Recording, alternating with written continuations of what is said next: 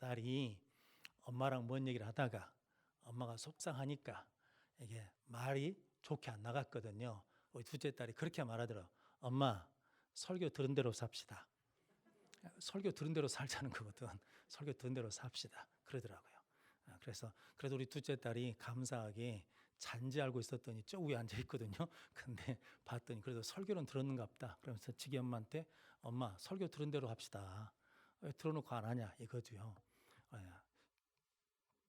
어제 우리 은퇴 목사님 사모님 총회가 있었거든요. 교회에서. 그래서 우리 부목사님 전도사님 고생해서 가서 차를 마시는데 가면서 우리 사모님이 그런 얘기 하시더라고요. 부목사님 사모님이 면허 시험을 봤답니다. 이게 주행 면허 시험을.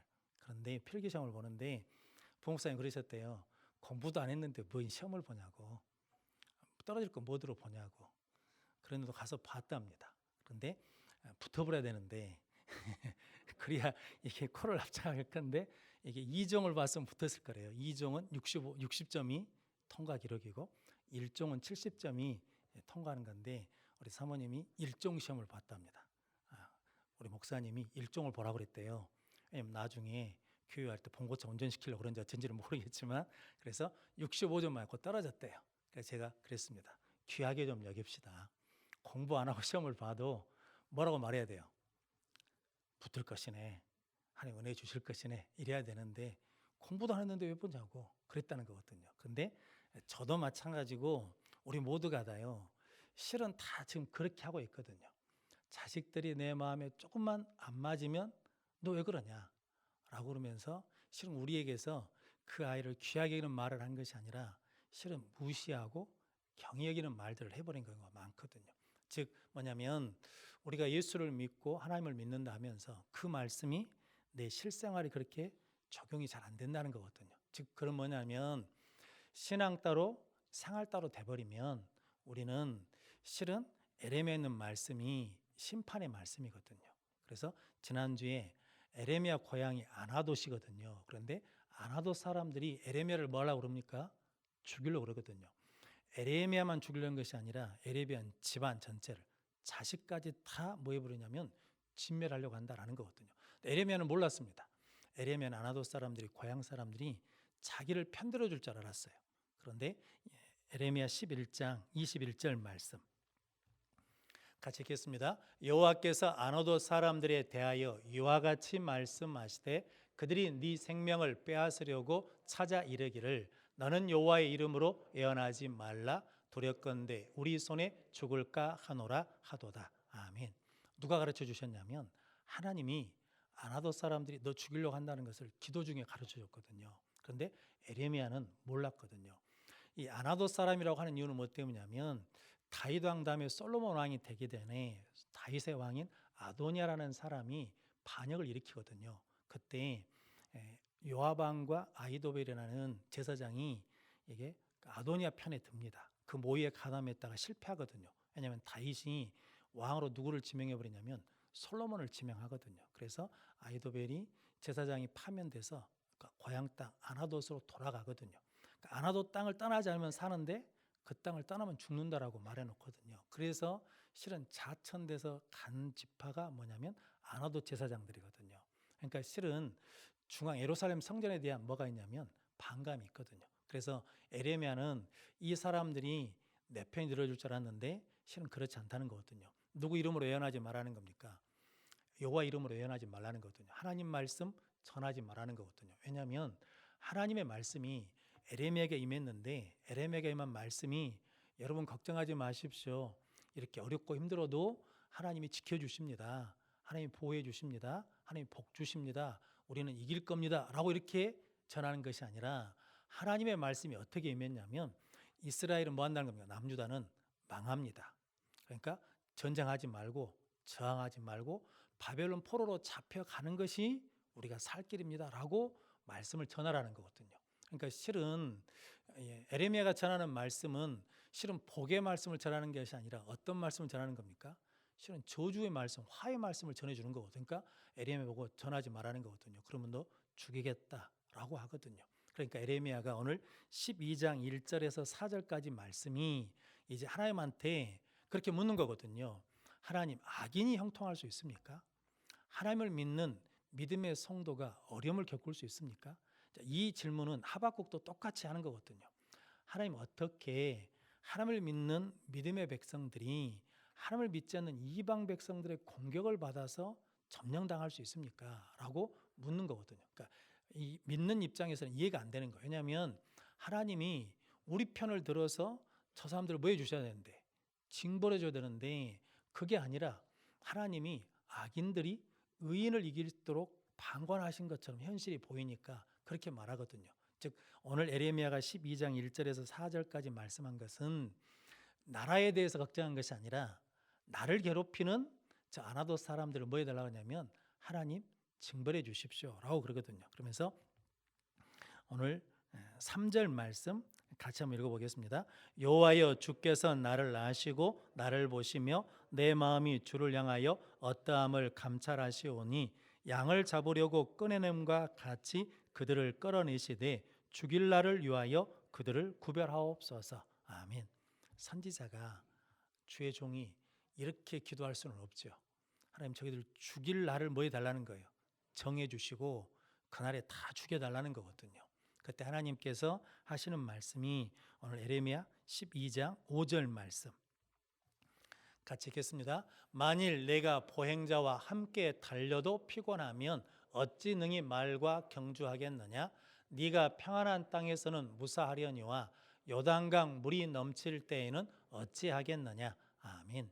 이게 우리나라로 치자 그러면 속담과 같은 말이거든요.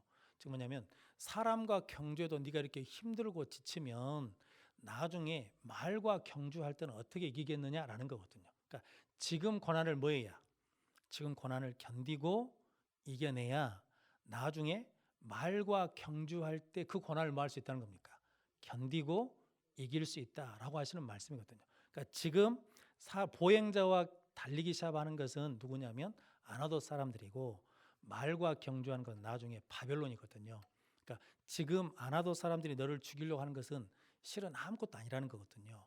뭐냐면 나중에 시간이 되면 10년 후에 바벨론이 쳐들어와서 네가 지금 걱정하고 있는 거 훨씬 더 큰 고난이 올 거라는 거거든요. 그러니까 지금 고난을 뭐 해야 돼요? 믿음으로 이겨내야 돼요. 그리고 견뎌내야 돼요. 이 고난 가운데 뭐냐면 믿음을 키우고 그다음에 신앙을 키워가지고 나중에 말과 경주할 수 있는 그 힘을 가지고 있어야 된다라는 거거든요. 그러니까 지금 이것은 뭐라는 겁니까? 실전이 아니고 연습 게임이라는 거거든요. 2002년 한일 월드컵 때 히든크 감독이 어디하고 친선을 했냐면 1년 앞두고 프랑스하고 어떤 대회에 나가서 경기를 했습니다. 그 당시 프랑스가 피파 랭킹, 세계 축구 랭킹이 몇 위냐면 8위라는 팀입니다.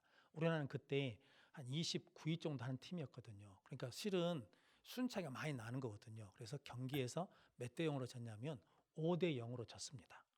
5대 0으로 지고 이제 선수들이 5대 0으로 졌으니까 어떻게 나오겠습니까? 머리를 푹 숙이고 고개를 숙이고 나오니까 호통을 쳤습니다. 히든크 감독이. 한 경기 졌다고 왜 이렇게 낙심하냐, 좌절하냐. 이건 연습 경기다. 우리가 이 연습 경기를 통해서 강팀하고 붙어서 싸워야 실력이 향상되는 거 아니냐. 그런데 왜 지금 다 끝난 것처럼 고개 숙이고 오냐. 고개 들어라 라고 그러거든요. 근데 이게 누가 배웠냐면 지금 베트남에서 국가대표 감독하는 박항서 감독이 그걸 배웠거든요. 그래가지고 베트남이 역사상 처음으로 결승전에 올라갔거든요. 아시안게임에서. 그래가지고 졌습니다. 결승전에 졌거든요. 그것도 눈 오는 데서 아니라고. 베트남 눈이 안 오잖아요. 근데 눈 오는 데서 눈을 맞으면서 경기해가지고 2대 1로 졌거든요. 그래서 선수들이 결승에서 지니까 안타깝다 해서 고개를 숙이고 있으니까 박항서 감독이 그러거든요. 고개 들으라고. 니들 진짜 잘 싸운 거라고. 정말 힘들게 잘 싸운 거라고. 악조건에서 여기까지 온 것이 너희들 자랑스럽다고. 그러면 너희들은 자랑스러울 만한 조건이 된다고 그러면서 고개를 들라라고 하거든요. 그걸 누구한테 배웠냐면 히든크 감독한테 배운 거거든요. 그리고 난 다음에 이제 이 매스컴에서 얼마나 5대 0으로 졌다고 막 때리겠습니까? 근데 며칠 있다가 멕시코와 경기해가지고 2대 1로 이겼습니다. 그러니까 이제 한국 축구에는 희망이 있다라고 그랬거든요. 그러고 난 다음에 이제 세계 2인 체코하고 경기에서 다시 5대 0으로 졌습니다. 그래서 히든크 감독을 뭐라고 불렀냐면 5대 빵 감독이라고 불렀거든요. 그런데 기자들이 이렇게 물어봤습니다. 강팀한테 이렇게 5대0으로 지는데 또 경기를 할 거냐라고 그랬거든요. 그때 히딩크 감독이 이렇게 말했습니다. 이건 연습 경기다. 우리의 목표는 월드컵 본선이다. 강팀하고 붙어야 선수들 실력이 향상된다 라고 그래가지고 계속해서 강팀하고 붙었거든요. 그래서 우리가 2002년에 어디 올라갔습니까? 4강을. 이런 일은 없거든요. 그래서 가장 불쌍한 연도, 출생 연도가 있다고 그러지 않습니까? 2002년생이 가장 불쌍하대요. 왜냐하면 태어났는데 월드컵을 못 봤어. 2002년생들이 가장 불쌍해요. 왜 그러냐면 대학교 들어갔는데 코로나 때문에 수업을 못해. 친구들을 못 만나. 그런 세대라고 그러거든요. 그런데 히딩크 감독이 그렇게 얘기해요. 오늘 본문 말씀이 그와 똑같은 이야기입니다. 하나님이 에레미야에게 야, 지금 이 일은 연습 게임이요. 이것을 통해서 네가 고난을 견딜 수 있는 힘, 고난을 통해서 네가 배워야 될 것, 깨달아야 될 것을 알게 하라고 하는 연습 문제인데 야, 지금부터 지쳐버리면, 지금부터 낙심해버리면, 지금 그 일 가지고 나한테 원망하고 불평하고 걔네들 다 죽여달라고 그러면 너 말하고 경쟁할 때는 어떻게 싸우려고 그러느냐. 진짜 문제가 오면 그때는 어떻게 하려고 그러느냐라고 하시는 말씀이거든요. 성도 여러분, 하나님이 우리에게 지금 어떤 일들이나 아픔이나 고통을 주시잖아요. 근데 고린도전서도 보는 것처럼 우리가 당할 만한, 감당할 만한 무엇을 주신다는 거예요. 시험을 주시고 감당하지 못할 때는 무엇을 주신다고? 피할 길을 주신다라는 거거든요. 그러니까 지금 있는 어려움은 내가 뭐 할 수 있어요? 감당할 수 있어요. 왜냐하면 이걸 감당해내야 나중에 이보다 더 큰 어려움이 와도 우리는 뭐 할 수 있다는 겁니까? 이겨낼 수 있다라는 거거든요. 그래서 오늘 에레미야 12장 5절 말씀 한 번 더, 에레미야 12장 5절 말씀 한 번 더 같이 읽어보겠습니다. 만일 내가 보행자와 함께 달려도 피곤하면 어찌 능히 말과 경주하겠느냐. 네가 평안한 땅에서는 무사하려니와 요단강 물이 넘칠 때에는 어찌하겠느냐. 아멘.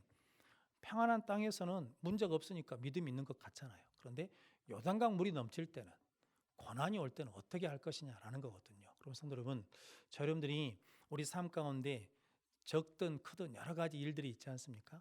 그 일을 통해서 이제 무엇을 점검해야 되냐면 내가 이 일 앞에, 이 문제 앞에 내가 하나님의 방법대로 반응하고 있는가? 내가 말씀대로 순종하고 있는가? 내가 그때 이렇게 했으면 문제는 더 쉽게 풀어지지 않았을까? 그때 그렇게 했다 그러면 내가 더 하나님 앞에 성숙한 자가 되지 않았을까? 라고 하는 것들을 자꾸 뭐 해야 된다는 겁니까?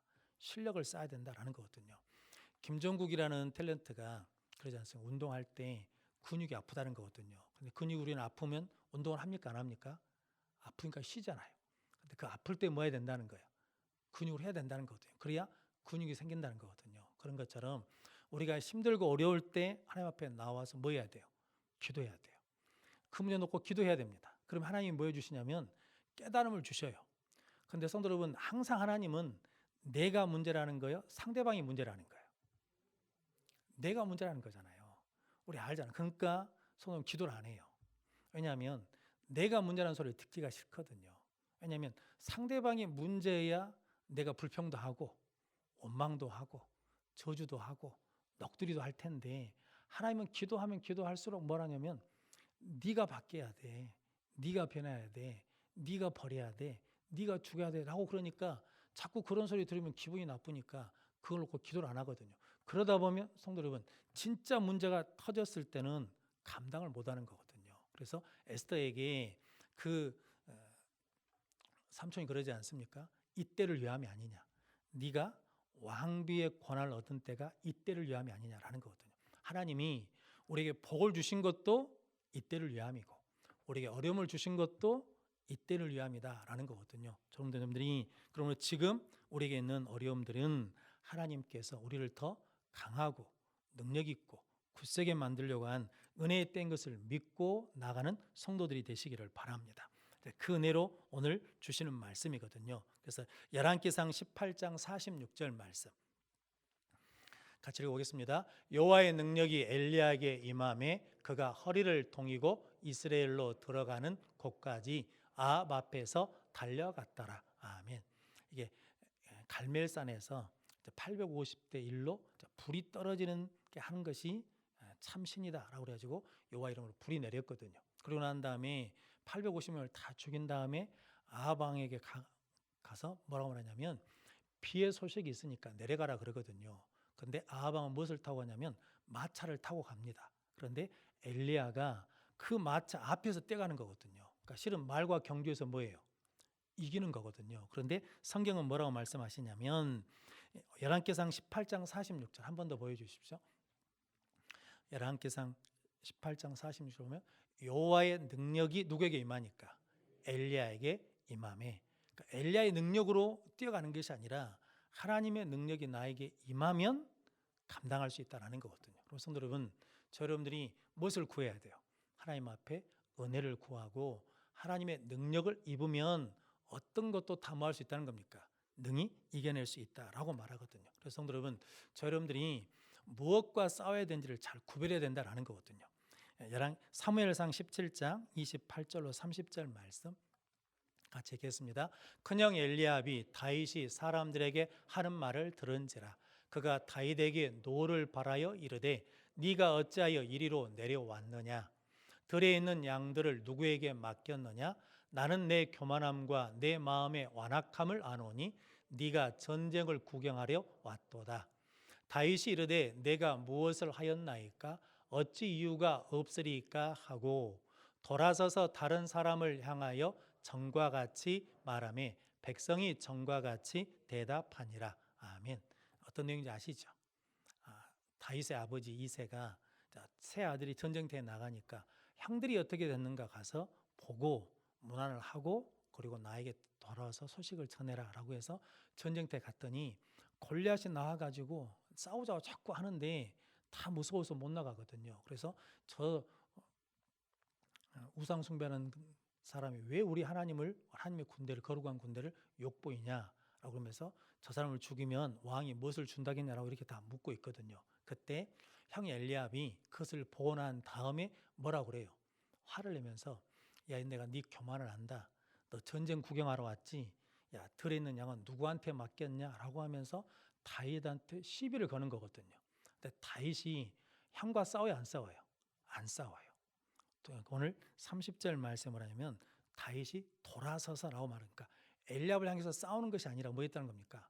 돌아서서 누구한테 가는 거냐면 골리앗한테 가는 거거든요. 그러니까 다윗은 싸움의 대상이 누군지를 정확하게 압니다. 그래서 누구하고 싸우지 않냐면 엘리압하고 싸우지 않습니다. 그러니까 무엇을 구분할 줄 알아요? 아군과 적군을 구별할 줄 알아요. 그래서 성도 여러분, 우리도 마찬가지거든요. 그래서 지금 우리 신앙생활 같이 하는 예수님께 모이는 우리 모두는 아군입니까? 적군입니까? 아군이에요? 적군이에요? 말 좀 해봐요. 아군이에요? 적군이에요? 아군이잖아요. 아군. 우리 편. 근데 우리 편끼리 싸우면 돼요? 안 돼요? 안 돼. 우리 편끼리 싸우면 지는 거거든요. 근데 성도 여러분, 우리가 착각하는 게 있어. 우리는 한 편이가 한 편이에요. 우리는 우리끼리 싸우면 안 되는 거거든요. 예수님이 귀신들 서로 싸우면 뭐 한다는 거예요? 그 귀신 망한다는 거거든요. 그러니까 우리는 서로 싸움의 대상이 아니에요.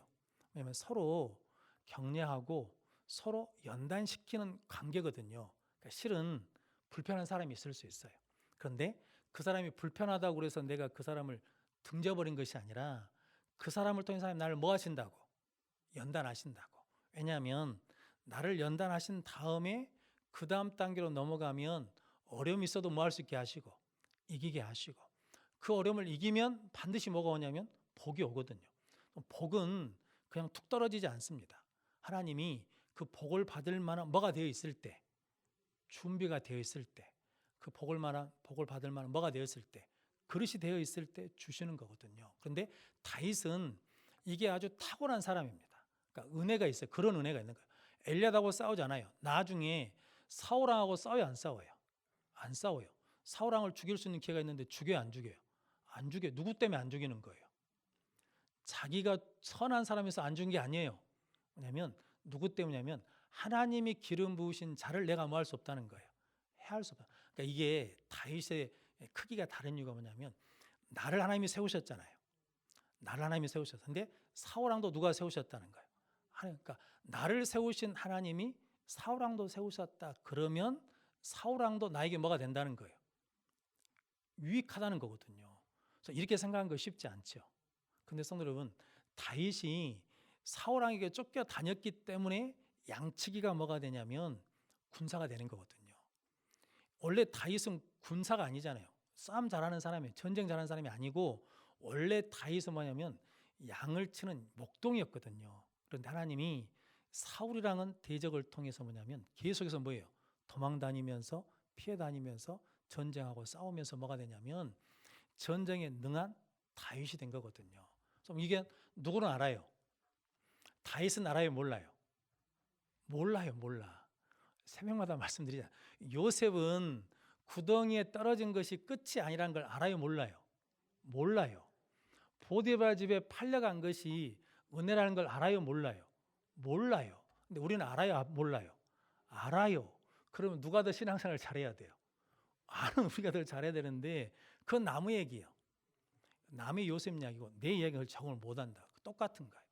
다윗은 그것을 통해서 사울을 통해서 자기의 유익이 된 거. 성경에 있는 모든 대적들은 다 그렇습니다. 그런 관점으로 보면. 그래서 다윗은 싸움의 대상이 누군지를 아는 거거든요. 마찬가지입니다. 우리도 지금 이 그 일과 축자자 싸울 게 아니라 그것을 통해서 내가 연단되고 내가 담대해지고 내가 강해지면 그 다음에 문제를 쉽게 이길 수 있다라는 거거든요. 그래서 하나님 오늘 12장 5절 말씀에 만일 네가 보행자와 경주하면서 이렇게 피곤하면 지치면 나중에 어찌 말과 경주하겠느냐라고 하시는 말씀이거든요.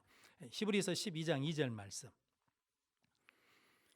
같이 읽겠습니다. 믿음의 주요 또 온전하게 하신 이인 예수를 바라보자. 그는 그 앞에 있는 기쁨을 위하여 십자가를 참으사 부끄러움을 개의치 아니하시더니 하나님 보좌 우편에 앉으셨느니라. 아멘. 예수님의 일생에 대해서 딱 요약한 말씀이 히브리서 12장 2절 말씀이거든요. 믿음의 주요 온전케 하신 이인 예수를 바라보자. 그는 그 앞에 있는 무엇을 위해서? 기쁨을 위해서 십자가를 참으사 부끄러움을 뭐하지 않으시더니 개의치 아니하시더니. 그럼 예수님에 대해서 사람들이 뭐 했습니까? 침뱉었습니다. 뺨을 때렸습니다. 그러면서 뭐냐면 머리를 때리면서 선지자 노릇하라는 거거든요. 노마 병사들은 가시 면류관을 씌우고 자색옷을 입히면서 왕이라고 하면서 조롱했지 않습니까? 근데 그것을 다 뭐 했어요? 개의치 않았어요. 왜냐하면 지금 내 싸움이 지금 나를 침뱉고 나를 조롱하고 그 사람들과 싸우는 게 아니고 예수님은 누구하고 싸우는 거예요? 죄와 사망의 권세를 가진 마귀와 싸우는 거거든요. 어둠의 세력과 싸우는 거거든요. 그러니까 그 싸움에 대해서 뭐 해야 돼요? 이겨야 돼요. 그러니까 이거에 대해서는 개의치 않으신다라는 거거든요. 그래서 요한일서 3장 8절 말씀 같이 읽겠습니다. 죄를 짓는 자는 마귀에 속하나니 마귀는 처음부터 범죄함이라. 하나님의 아들이 나타나신 것은 마귀의 일을 멸하려 하심이라. 아멘. 마귀의 일이 뭡니까? 죄를 짓게 해요. 그래서 죽게 만드는 거거든요. 그런데 예수님이 십자가에 달려 죽으신 것은 뭐 하시기 위해서? 우리 죄를 감당하기 위해서 죽으시는 거거든요. 그러니까 마귀는 십자가를 지게 못 지게 해요. 못 지게. 그래서 계속해서 하는 말이 있죠. 십자가에서 뭐 해보라고? 내려보라고. 그런데 예수님은 그들과 싸움이 아니에요. 내 싸움은 누구와 싸움이에요? 마귀를 멸하기 위한 싸움이기 때문에 그거에 대해서는 뭐 하지 않으세요? 개의치 않으셔요. 그래서 하나님 보좌 우편에 승리자로 앉으셨다라는 거거든요. 우리도 하나님이 승리자로 앉히시기 위해서 지금 있고 있는 힘듦, 어려움 그것들을 다 뭐 하시냐면 겪게 하시면서 믿음을 굳게 세우게 하시고 말씀에 굳게 서게 하시고 하나님 의지하게 하시고 하나님 능력받게 하셔서 결국은 뭐 하게 하신다는 겁니까? 승리케 하시기 위해서 주시는 과정이다라고 말씀하거든요. 에베소서 6장 12절로 17절 말씀 같이 읽겠습니다. 우리의 씨름은 혈과 육을 상대하는 것이 아니요 통치자들과 권세들과 이 어둠의 세상 주관자들과 하늘에 있는 악의 영들을 상대함이라. 그러므로 하나님의 전신갑주를 취하라. 이는 악한 날에 너희가 능히 대적하고 모든 일을 행한 후에 서기 위함이라. 그런즉 서서 진리로 너희 허리띠를 띠고 의의 호심경을 붙이고 평안의 복음이 준비한 것으로 신을 신고 모든 것 위에 믿음의 방패를 가지고 이로써 능히 악한 자의 모든 불화살을 소멸하고 구원의 투구와 성령의 검 곧 하나님의 말씀을 가지라. 아멘. 그러니까 사도 바울이 우리의 싸움은 혈과 육과 싸우는 것이 아니고 하늘에 못 잡은 자들, 권세 잡은 자들, 통치자들과의 싸움이다라는 거거든요. 그런데 우리는 자꾸 뭐하고 싸우려고 그래요? 혈과 육과 싸우려고 그런다는 거거든요. 그런데 우리의 싸움은 그 싸움이 아니라는 거거든요. 그러니까 우리가 바울처럼, 다윗처럼, 예수님처럼 우리가 지금 고난 가운데 우리가 싸워야 될 대상이 누군지를 분명히 알아야지, 안 그러면 헛심 쓰다가 헛싸움 싸우다가 진짜 싸울 대상을 놓쳐버리기도 하고 진짜 힘을 쌓아야 될 때 믿음이 없기도 하고 진짜 믿음을 지켜야 될 때 무너져 버린다라는 거거든요. 그러므로 성도 여러분, 여러분들이 늘 우리의 싸움의 대상이 무엇인지를 알고 준비하는 성도들 되시기를 바랍니다. 그래서 12절 13절 에베소서 6장 12절 13절 말씀 한 번 더 띄워주십시오. 에베소서 6장 12절 13절 한 번 더 같이 읽겠습니다. 우리의 씨름은 혈과 육을 상대하는 것이 아니요 통치자들과 권세들과 이 어둠의 세상 주관자들과 하늘에 있는 악의 영들을 상대함이라. 그러므로 하나님의 전신갑주를 취하라. 이는 악한 날에 너희가 능히 대적하고 모든 일을 행한 후에 서기 위함이라. 아멘. 이는 악한 날에 너희가 능히 뭐하고 대적하고, 그러니까 싸워서 이기고 능히 서기 위해서 위함이다라는 거거든요. 그래서 하나님의 전신갑주를 입으라라고 말씀하거든요. 성도님, 그래서 오늘 에레미야 12장 7절부터 13절까지 말씀해 보면 하나님이 내 소유, 내 집을 뭐였다고 하냐면 버리셨어요. 그러니까 남유다를 버리셨다고요. 이제 심판의 자리로 버리셨다라는 거거든요. 그래서 남유다가 뭐가 되어버렸다는 겁니까? 이게 사자가 돼가지고 하나님한테 대드는 거예요. 으르렁거린다라는 것이고, 그리고 하나님이 선수 지은 포도원이 뭐가 되어버렸냐면 항무지가 되어버렸다라고 말씀하거든요. 그런데 에레미야 12장 11절 말씀 같이 읽겠습니다. 그들이 이를 황폐하게 하였으므로 그 항무지가 나를 향하여 슬퍼하는도다. 온 땅의 황폐함은 이를 마음에 두는 자가 없음이로다. 아멘. 그러니까 황폐해져 가는데 이를 마음에 두는 자가 있어요, 없어요? 없어요. 그러니까 하나님의 마음을 아는 자가 없고 하나님이 왜 이 일을 행하신지 깨닫는 자가 없고 이 일을 위해서 하나님 앞에 나와서 통곡하며 중보하는 자가 없다라는 거거든요. 그런데 에레미야가 이 사실을 알았잖아요. 그러니까 이제 에레미야가 내 개인의 문제 가지고 하나님 앞에 따지는 것이 아니라 이스라엘 백성들에게 계속해서 이제 이후에 선포하는 거거든요. 하나님이 반드시 뭐 해주시냐면 회복시켜 주신다. 그래서 오늘 14절에서 17절까지 말씀도 남유다를 멸망시킨 악한 이웃도 하나님의 말씀을 배워서 여호와 이름으로 맹세하면 하나님께서 그들을 뭐 해주시겠다는 겁니까? 회복시켜 주시겠다. 그러니까 남유다를 멸망시킨 바벨론도 회복시키신 하나님이 남유다는 어찌겠습니까? 반드시 회복시켜 주시겠다라는 거거든요. 그러니까 이 말씀 때문에 이제 오늘 에레미야 12장 5절 말씀 때문에 이스라엘 백성들이 바벨론 포로로 잡혀가서 회당에서 말씀을 배워서 살기 시작합니다. 그래서 바벨론 포로를 지내면서 말씀으로 산 경험을 기록한 책이 뭐라고 그랬습니까? 탈무드. 그렇게 사는 역사들이 일어난다라는 거거든요. 성도 여러분, 우리도 마찬가지거든요. 지금 힘들고 어렵지만 이때 코로나 때 믿음을 지키며 말씀으로 살아내야 이보다 더한 일이 있어도 우리는 뭐 할 수 있다는 겁니까? 이길 수 있다는 거거든요. 믿음을 지키며 승리할 수 있다는 거죠. 그래서 참 감사하거든요. 우리 성도들이 힘들고 어려운 동안에도 예배의 자리를 지키고 헌신의 자리를 지키면서 헌신해 주셨거든요. 그래서 부족함 없이 지난 3년 세월을 지나왔습니다. 이게 참 큰 은혜거든요. 그리고 감사거든요. 성도 여러분들이 늘 하나님의 은혜 가운데 지금 내가 겪고 있는 어려움을 통해서 불평하고 원망해버리면 은혜가 끊어져 버립니다. 그런데 그 속에서도 예배하고 기도하고 감사하면 하나님의 은혜가 계속 공급되거든요. 그러면 어려움 가운데 강해지고 능력이 있어서 엘리야처럼 마차 앞에서 뛰는 승리하는 역사를 이루게 될 줄로 믿습니다. 그래서 오늘 마지막으로 에레미야 12장 17절 말씀 같이 읽겠습니다. 그들이 순종하지 아니하면 내가 반드시 그 나라를 뽑으리라. 뽑아 멸하리라. 여호와의 말씀이니라. 아멘. 그러니까 순종하지 않으면 뭐 해버리겠다는 겁니까? 뽑아버리시겠다라는 것인데, 근데 성도 여러분, 반대로 순종하면 하나님 뭐 하시겠다는 거예요? 끝까지 지켜주시겠다는 거죠. 그래서 우리는 이제 말씀을 받으면 그 말씀을 내 삶에 뭐 해야 돼요? 적용해서 되고, 특별히 뭐 할 때? 문제 앞에서, 고난 앞에서, 어려운 여건 앞에서 그 말씀들을 순종해 내면 하나님께서 우리를 승리케 해주실 줄로 믿습니다. 그렇게 하나님 앞에서 연단되고 능력 있는 성도들로 거듭나서 하나님이 예비해 하신 축복의 날에 그 복을 가지고 승리하는 성도들 되시고, 어떤 어려움이 있어도 믿음을 지키며 이겨내는 우리 모든 성도들이 되시기를 주님의 이름으로 축원합니다. 기도하겠습니다. 거룩하신 아버지 하나님, 감사합니다. 하나님께서 우리 삶 가운데 친히 함께 하시고 관여하시고 역사해 주심을 믿습니다.